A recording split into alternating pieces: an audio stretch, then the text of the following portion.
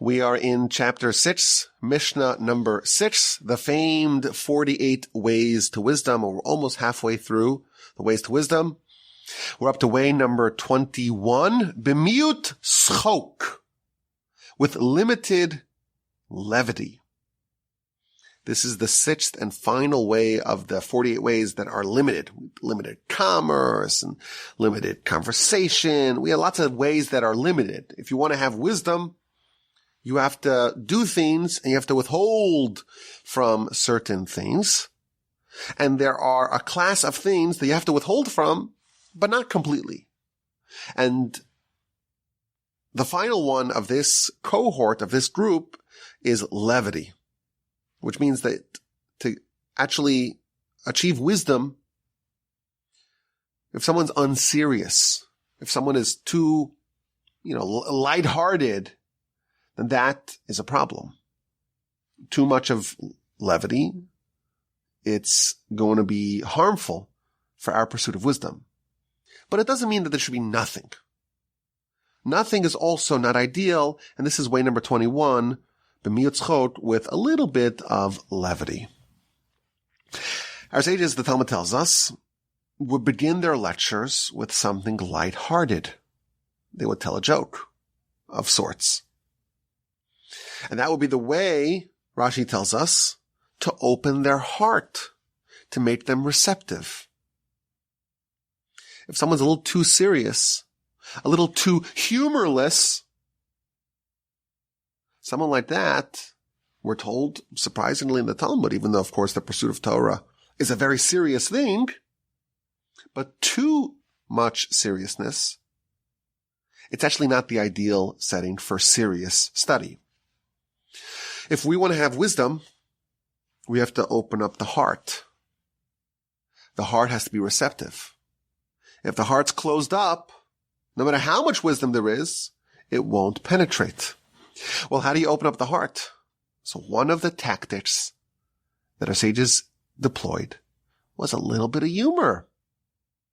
You start with something a little bit more lighthearted, a little bit less serious, a little touch of levity, and that can open the heart, open up the portals for the wisdom to enter. The commentaries note that if someone is very, very, very, very serious, and they're not joyous at all, and they're not happy at all, they're actually not a candidate for prophecy. One of the prerequisites for prophecy is happiness, is joy. God will not rest upon a prophet for the sake of prophecy unless he is joyous. And even Jeremiah, while writing the book of Lamentations via prophecy, he was joyous. He was able to separate, so to speak, create the Chinese wall between being happy and being joyous and still being sad about the content of his prophecy. When someone has sadness, when someone is sullen, it's actually a spiritual blockade. Joy is needed for any spiritual pursuit, both wisdom and prophecy alike. And therefore, a little joke, some joy, a little touch of levity, that can actually open the heart for wisdom. But what sort of jokes are we talking about? It seems kind of problematic. We have the Sinai revelation, and this is the ideal of Torah study, and it's a very serious event. It's a terrifying event. In effect, we're saying that the heavenly realms, the realm of God, is open to us. That's a wild idea. And we're supposed to have trepidation when we study. Yet we're told a little bit of joy is also appropriate. The Midrash tells us that even though Sinai was a very serious enterprise, there was something very joyous about it. And that balance of seriousness, of trepidation, of recognition that you are exploring the Almighty's wisdom, balancing that with a happiness and a joy and an ecstasy, even if you will, that you get the opportunity to do that, that is the right balance. And if someone finds something which is fitting for the occasion, a nice insight, a little bit on the lighter side, some clever idea, something nice and sharp, some sort of idea or line that is not unbefitting of this atmosphere, of this sacrosanct pursuit. Of course, humor that causes another person pain, that's not at all acceptable. If someone has humor in a way that denigrates things that are important, that changes the perspective from being serious to being unserious, that's not the type of humor that is at all allowed. So someone's not insulting someone, not, God forbid, laughing at someone else's expense, but finding something happy, something joyous that will open up someone's heart to be receptive to wisdom, that actually advances, that accelerates the pursuit of wisdom. There's a very famous rabbi who lived in the 20th century named Rabbi Schwadron. And he would give lectures, and he would say very weighty things, but he was always saying clever lines and jokes. And someone once asked him, "We're studying Torah here. Why are you always making jokes? Why is everyone laughing?" So he said to him, imagine there's a patient. And the patient needs medicine or else they'll die. But the patient is absolutely, categorically refusing to open their mouth. Their lips are firmly clasped shut. What do? How do you save their lives? You giggle them, and they open their mouths, and then you find a little portal through which you could put the medicine in. Torah is medicine. But we're not necessarily receptive to it. Our hearts may be closed. You make a joke, get them to giggle, they're not as defensive, and once there's a little opening, you could drop some Torah wisdom, some Torah medicine into them. I'll give you a classic example of this. So Rabbi Schwadron once said, he was talking about going in the market, the shuk in Israel. And it was an incredible experience. I was walking in the market, and there's all these sounds and all these smells and all these spices and all these wares, and all the proprietors are hawking their goods, and it's so enjoyable. It's such an experience. And as I'm there in the market, it's experiencing all this sensual senses being fired, I feel this terrible punch in my chest. And I get disoriented. And I'm trying to enjoy what's happening here. And then boom, someone hits me again. And then I realize I'm actually in the middle of prayer. I'm saying the Amidah prayer. And during the Amidah prayer, there's a part of the prayer that's supposed to strike your heart. Slach lanu avinu ki chatanu. Forgive us, our Father, because we sinned. So this is a joke, because he's telling us that how anyone who prays with regularity knows that sometimes you pray and your mind's elsewhere. And you start to daydream. And you have this reverie. And you're in the shuk. And then boom, someone hits you in the chest. And you realize you're actually praying. But that would be a way to kind of convey an idea about the importance of being present while you're praying in a way that it's a little self-deprecating and in a way that's a little bit more humorous. And that's a way to kind of convey the message. So that form of levity, where it's targeted and it has a specific goal, that is not only tolerable, it is okay, it is good.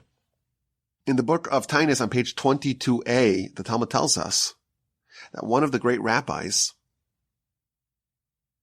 met Elijah the prophet. And he asked him, is there anyone around me right now that you can attest is worthy of Olam Haba, is worthy of the afterlife? And he says, yeah, these two people, okay, what do we know about them? So he went over to them and he said, well, we're jesters. We're jesters. And we cheer up the depressed and the despondent. If there are sad people, people who are depressed, people who are downtrodden, and you cheer them up and you raise their spirits, that in itself is sufficient to render such a person meritorious for Olam Haba. So there could be different types of humor, different types of levity. The Talmud tells us that there are scoffers who are not welcome before God. There's a category of people who are so bad and so intolerable in heaven that they're not at all welcome. And these are the scoffers, the cynics, people that anything serious, they're always ready to crack a joke. That form of humor, it's totally unacceptable. But if you cheer up the depressed and you enliven the spirit of the downtrodden, that is a great mitzvah. And that too is an area where levity is good. So to open up the heart and to cheer up others, those are all very positive examples of levity. Now the Talmud records some very interesting conversations amongst the sages. There's one episode where one of the sages was trying to coax the other into laughing. These sages were very serious. So the Talmud records a conversation where one of the sages, he comes up with the most ridiculous question for the sage. It's so absurd. It's about a woman who has a discharge. She has a baby, but it's not a baby. And then what if someone marries their sister? It's a totally ludicrous question. And the Talmud initially entertains it as a serious question. And the Talmud ultimately concludes it was all a ruse. He was trying to get the other sage to laugh. It didn't work. The other sage was very serious. But the Talmud says that one of the sages wanted to get the other one to lighten up a little bit. And the reason why he was so serious is because he had a different standard. The Talmud tells us that you are not allowed to laugh with an open mouth, with a full mouth in this world. And we'll see why in a bit. Now, what that means is that, yes, with a full mouth, it's actually a violation of the Torah. We don't have a temple. We don't have God in our midst. We're in exile. Like, we're going through a terrible experience as a nation. How could you open up your whole mouth and start laughing? How can you be so joyous to the full extent in such a condition? But on a small scale, in targeted doses, in moderation, a little bit of levity is okay, even encouraged. But this sage who was so stoic, who was granite-like, he was extra stringent. He says, I don't want to get anywhere near full laughter, and therefore even partial laughter, I'm going to avoid. He wanted to keep a safe distance between him and forbidden jocularity. After all, life is very serious. This is important. This all matters. And if someone's unserious, if someone's a jokester, that's a real problem because life is very serious. And yes, a bit of it can be helpful, but there were sages that avoided it completely. There's another story in the book of Nedarim on page 50b, going into 51a. It's talking about the great Rabbi Judah the Prince. He was always very serious. And in fact, on the day that he would laugh, any day that this great sage would laugh, there would be some calamity in the world. He was like the bulwark against any tragedy in the world. And if he kind of lost his seriousness for a little bit, then there would be some sort of devastation in the world. One of his contemporaries was always trying to lighten things up. So Rabbi Judah the Prince tells him, listen, don't make any jokes. Don't do anything, don't say anything that could potentially make me laugh. And if you do, I'll reward you. I'll give you a lot of wheat. So what's going on over here? There was a disagreement about how serious should you be. And Rabbi Judah the Prince was so serious, even though he was incredibly wealthy, he never enjoyed his wealth. He was kind of saying, I'm going to be serious so the whole world can benefit. The other sage thought that Rabbi Judah the Prince would benefit from a little bit of levity. A little bit is appropriate.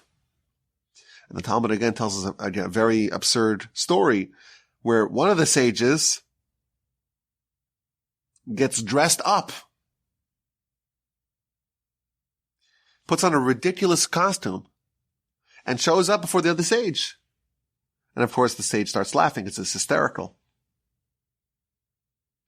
And again, we see this tension where, yes, it is a value to be serious.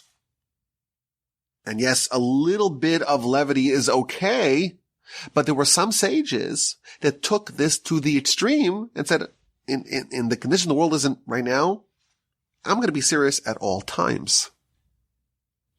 Now, the verse in Psalms tells us that when God returns to Zion, it's going to be so wondrous, it's going to be like a dream. And then our mouths can open and be filled with laughter.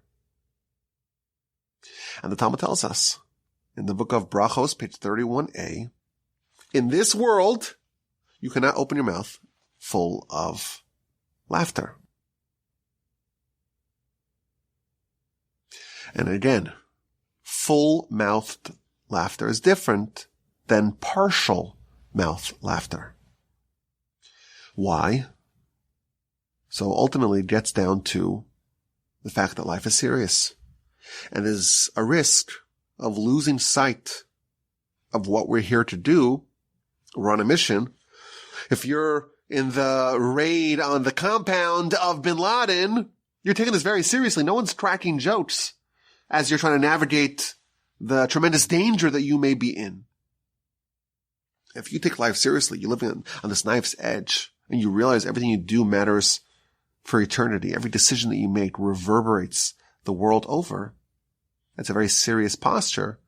And we see the emphasis on taking life seriously and the avoidance, the importance to avoid levity that can be harmful, but again, a little bit in the right setting, in the right context. If it's targeted, it can be beneficial. The real concern with levity is that it may distort your priorities.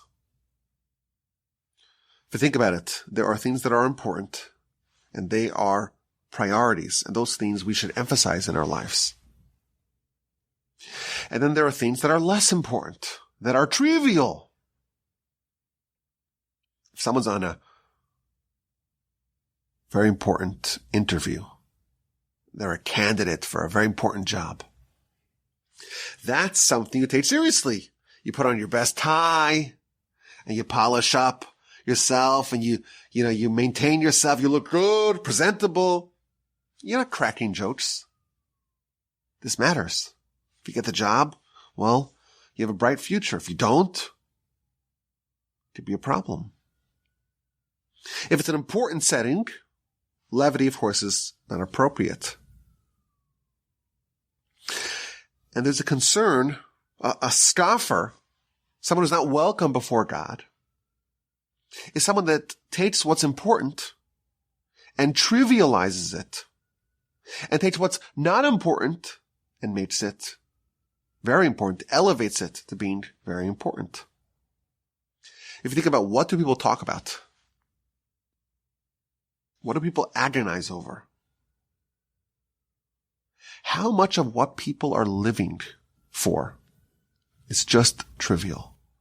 Their TV shows, who gets kicked off the island, people that you don't know, people that don't care about you, but you can invest it in their lives, invest it in their stories. Oh, I'm so sad that he chose this one and not that one. It's just so silly. It's so trivial, but if it dominates your life, your time and your focus, your attention, your thoughts, that is a degree of scoffing, so to speak. You're taking what's trivial and you're making it important. And the things that actually matter, the mitzvahs, which are the only things that accompany us for eternity. That's a mission we'll get to a little bit later on in our book. The only things that matter are our mitzvahs. That's all that we have. All of our money, all of our connections, our reputation, everything we have in this world does not accompany us for eternity. The only things that accompany us after we depart this world are our mitzvahs. That's it. That's the only thing that matters. But we trivialize that. Yeah, maybe it's a nice thing. But after all, I got the game on. And the game's really important, right? Again, people that don't know who you are, don't care for you at all. If they see you in the street, they won't give you another look. They won't look your way. The only thing that you have with them is that the name on their jersey matches the city that you live in or you grew up in. And the only reason why they're wearing that is because they got more money for that. It's so silly. It's so ludicrously silly. Adults playing a child's game. And how many human hours are wasted? This is the danger, where we take things that are not important and we elevate them. And we take things that are super important and we trivialize them. And that's part of this idea of levity. Now again, it's not telling us to be so serious at all times. Yeah, there were some sages that were like that. But a little bit, we're told, is good. But if it takes over a person's life, or even large swaths of a person's life, it's a real problem. And if you want wisdom, you have to minimize, you have to limit levity. Wisdom really matters. It's what we're here to do. And any levity that disables a person from being receptive to wisdom, being capable to understand, to accept wisdom, insight, or direction, that is very dangerous. There's a Jewish axiom that states one moment of levity, one moment of scoffing, of mocking, one zinger can dispel, can erase 100 admonitions.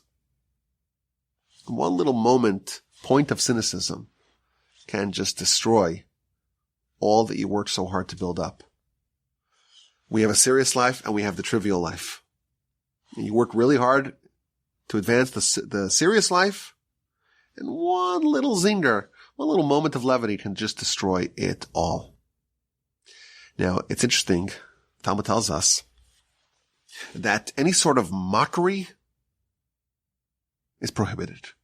We say levity, we differentiate that from mockery.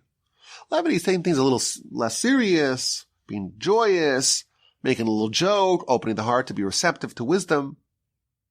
That's not mockery. Mockery is not permitted, with one exception. Mockery of idolatry, that is permitted, and perhaps it is obligatory.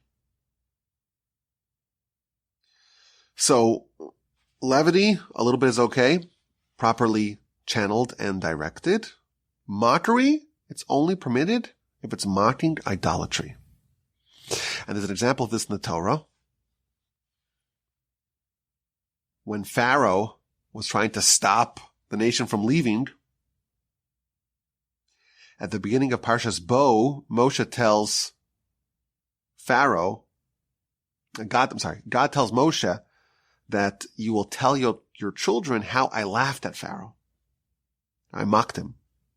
He's like, oh, I'm going to stop these Jews. And God's toying with him, playing with him. And it's kind of hysterical. You see this person who thinks they have all the power, and God's just toying with them. And that's funny. And that kind of laughter, where you're laughing at just the futility of Pharaoh, the idol, trying to overcome and override God, that sort of mockery is permitted, but all other sorts of mockery are prohibited. Now, there's a very interesting and informative essay in Mesilas Yesharim, in The Way of the Upright, chapter 5. He uses very strong language on the dangers of levity. He compares it to someone who's drowning in a great sea, and people who are always joking, who never take things seriously.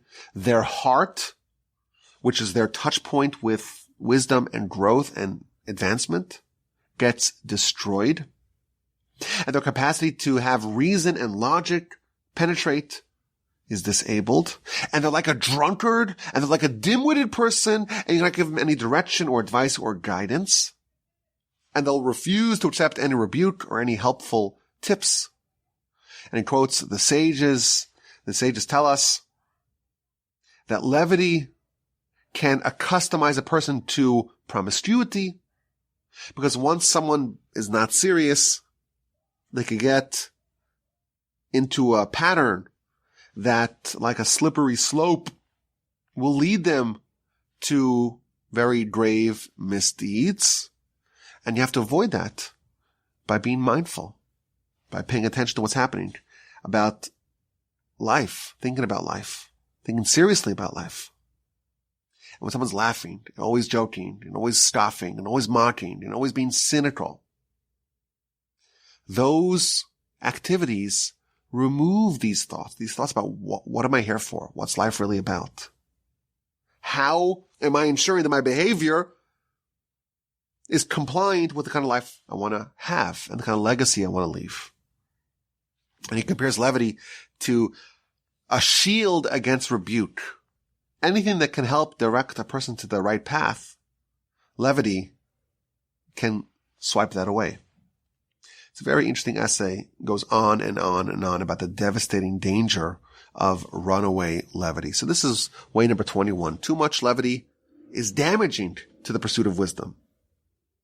It could be devastatingly problematic if done wrong. If someone laughs, God forbid, at their friends, if someone whitens someone's face publicly, they have no portion of the world to come. Someone laughs at their friend, even Yom Kippur does not atone, our sages tell us. The Midrash tells us every bit of levity that enters the heart, a bit of Torah must necessarily exit the heart. They are mutually exclusive. Torah is the pursuit of reality. Levity is the trivialization of reality, and they cannot coexist. But there is a type of levity that's helpful, that opens the heart to wisdom, that makes a person more receptive to wisdom. And again, not insulting anyone, but some sort of targeted dose of levity can help advance the cause of pursuit of wisdom. Way number 21, b'miutzchok, with limited levity, maybe a little dose in moderation, done properly, but not too much to distort the priorities of life. I appreciate your attention. My email address is rabbiwolbe@gmail.com. I hope to hear from you with any questions, any comments, or any feedback.